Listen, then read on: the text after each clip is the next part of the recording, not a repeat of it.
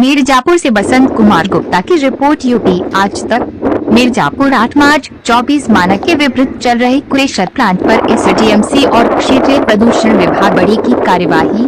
मिर्जापुर के अरोरा में मानक के विपरीत चल रहे 21 क्रेशर प्लांट को प्रदूषण नियंत्रण बोर्ड की रिपोर्ट पर सीज किया गया। विभागीय कार्यवाही से अब तक मनमानी करने वाले व्यापारियों में हड़कंप मचा है। जिलाधिकारी ने कहा कि पहले से ही इस मामले में कार्यवाही की जा रही थी। एक रिपोर्ट जनपद के चुनार तहसील क्षेत्र के अरोरा में मानक के विपरीत चल रहे क्रेशर प्लांट पर एसडीएमसी चुनार और क्षेत्रीय प्रदूषण विभाग ने कार्यवाही करते हुए 21 क्रेशर प्लांट को सीज किया। मानक की अनदेखी कर केवल मची लूट की शिकायत पर विभाग जागा, जिससे व्यापारियों में हड़कंप मचा हुआ है। एनजीटी के अधिकारियों ने कुछ महीने पूर्व ही अरोरा के खनन क्षेत्र का दौरा किया था, जहां कुछ क्रेशर प्लांट को सीज किया गया था। अन्य को नियमानुसार कार्य करने की चेतावनी दी गई थी। इसी क्रम में प्रदूषण नियंत्रण बोर्ड के अधिकारी एसडीएम चुनार के साथ खनन क्षेत्र में पहुंचे। विभिन्न क्रेशर प्लांट में जांच पड़ताल किया गया, जिसमें से 21 प्लांट एनजीटी के नियमों का पालन नहीं कर रहे थे, जिन्हें सीज किया गया। जिलाधिकारी ने कहा कि पहले से कार्यवाही चल रही थी। इस मामले में 12 तारीख को पुनः सुनवाई की तारीख सुनिश्चित किया गया है। जो अरोरा क्षेत्र में एनजीटी के द्वारा जो कुछ क्रशर सीज किए गए हैं, क्या कारण था और कितने क्रशर सीज किए गए? इस संबंध में आप अवगत कराना चाहूंगी कि यह प्रक्रिया पूर्व से ही चल रही है, जिसमें एनजीटी में चल रहे एक मामले के दौरान पूर्व में भी कुछ क्रशर्स को सीज किया गया था। फिर उनको सुना गया और उनकी एक समिति गठित की गई थी, जिस समिति की निरीक्षण आख्या के आधार पर उनको सीटीओ को जो भी दिशा निर्देश थे उसके अनुपालन करने के लिए निर्देश दिए गए थे।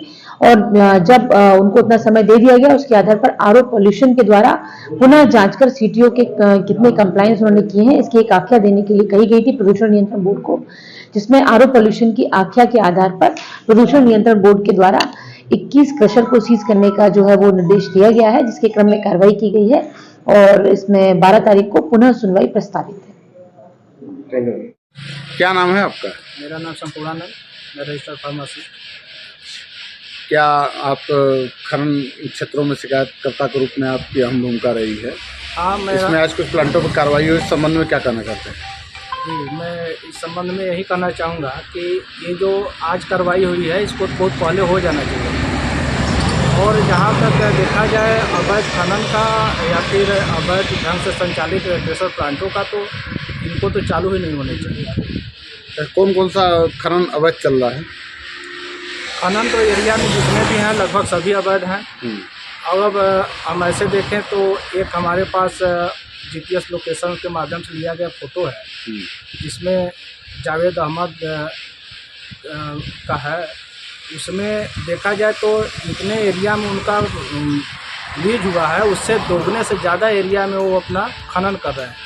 साथ ही हम ये भी देखे हैं कि जो उनका पिलर लगा हुआ है ए और बी बिल्कुल पास में है, जबकि लोकेशन के हिसाब से उनका 100 मीटर दूर दिखा रहा है। अच्छा, उसमें ग्रीन क्षेत्र में उसमें क्या आपने बता रखा? ग्रीन क्षेत्रों के विषय में कुछ चर्चा कर रहे थे आप?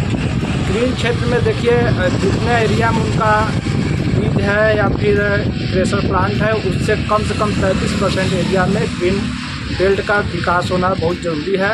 और उसमें जितने भी पौधे लगे रहेंगे, कम से कम 8 मीटर से 10 मीटर ऊंचाई वाले पौधे होंगे।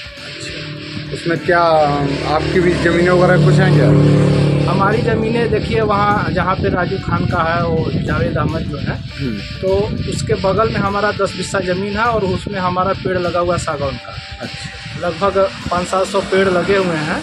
तो उसमें कुछ तो डस्ट की वजह से ख़त्म हो गए, लेकिन अभी काफ़ी पेड़ हैं। तो इनके द्वारा उसी को ग्रीन बेल्ट बता करके कि हमारा ग्रीन बेल्ट है, माननीय एनजीटी में दिया गया था, जिसको हमने माननीय एनजीटी में भेज दिया है बाकायदे खतौनों तो नहीं, वो मेरे पिताजी के नाम से वो मैं पूरा भेजा। और कुछ आम भूमिका बताइए आपकी। अहम भूमिका मेरी इतनी है कि मैं माननीय एनजीटी में अपने समय अनुसार सब कुछ कर रहा हूँ। जो भी है मैं अपने से ही वहाँ पे जो भी सुनवाई होती है मैं करता हूँ, पूरे पेपर भेजता हूँ, आरटीआई लगाता हूँ, जो भी है।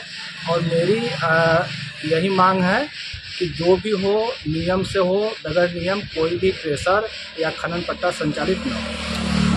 खनन व्यवसायियों द्वारा या खनन पट्टा धारकों द्वारा आपको कोई किसी प्रकार का कोई नुकसान आपको प्रति? नहीं, अभी तो फिलहाल नहीं है। एक बार मुझे जेल में भी भेजा जा चुका है खनन व्यवसायियों के द्वारा। और बाकी यहाँ वहाँ चट्टी चौराहे लोग धमकियाँ देते हैं कि कहीं कुचलवा दिया जाएगा, गाड़ी से जाएंगे धक्का मरवा दिया जाएगा या गोली मार देंगे, लेकिन ऐसे डायरेक्ट तैयार करके अभी तक हमारे यहाँ कोई नहीं कहा है।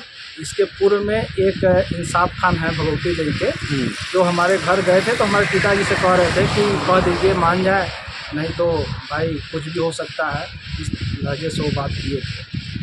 धन्यवाद।